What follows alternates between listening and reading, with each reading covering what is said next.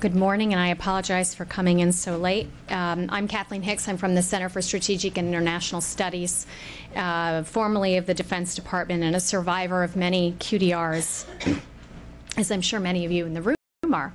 I'm going to talk very quickly, hopefully, today about 4 points, and I know Ms. Stack O'Connor needs to leave by 10:25, so I'm hoping to leave enough time so if there's a question targeted right to her, we can squeeze that in. So be thinking about that now.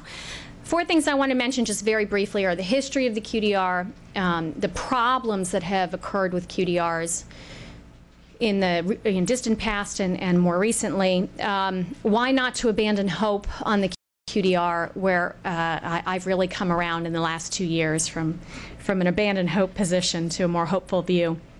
And finally, the context in which a QDR must exist to really be successful.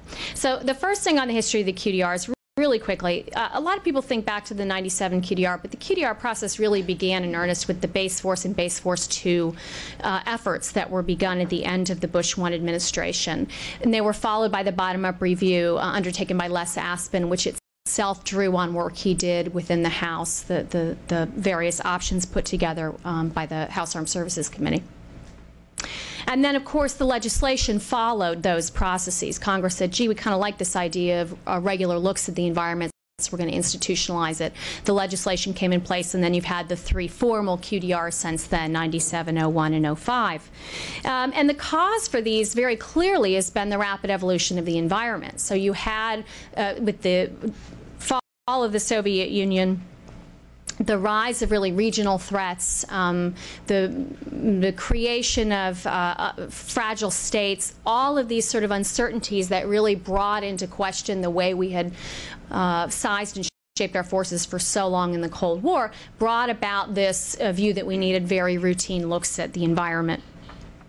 One of the things that I think is important to note then is that in an environment such as we live in today, QDRs, they have a value, which I'll get to. I promise I'll try to convince you of that.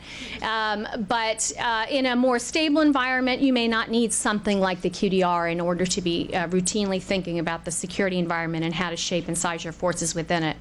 Another item I'd just like to mention briefly in the history of the QDR is it's very interesting to reflect on the processes of QDRs and really the cycles they've gone through.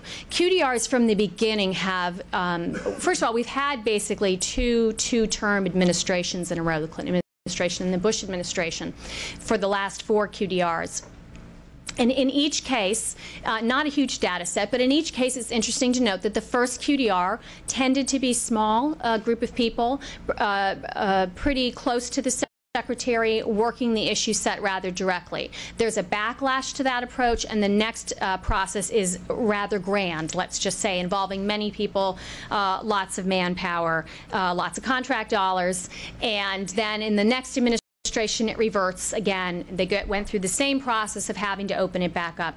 I can't promise that means the next one will follow the pattern, but I think it's something worth thinking about, that a new team, regardless of who's elected that comes in, is very likely to want to have their own process, is probably not as trusting of the forces of particularized resistance, as I like to refer to them, either in the building or elsewhere in Washington. And so you might see the next QDR look more like the 01 QDR and the 1993 bottom-up review, a very closed process. So very quickly on problems with the QDRs, at best mixed results from the QDRs. The legislative intent certainly has never been met.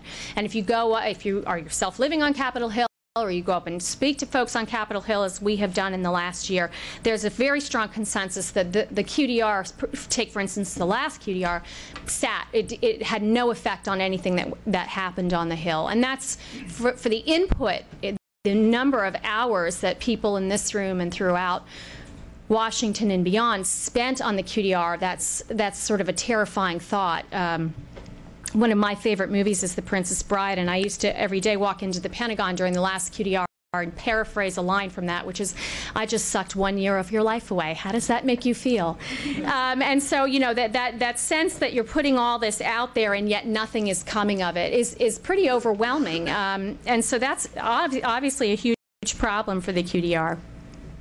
Also, the whole point of the QDR is to try to show Congress and then work internally to show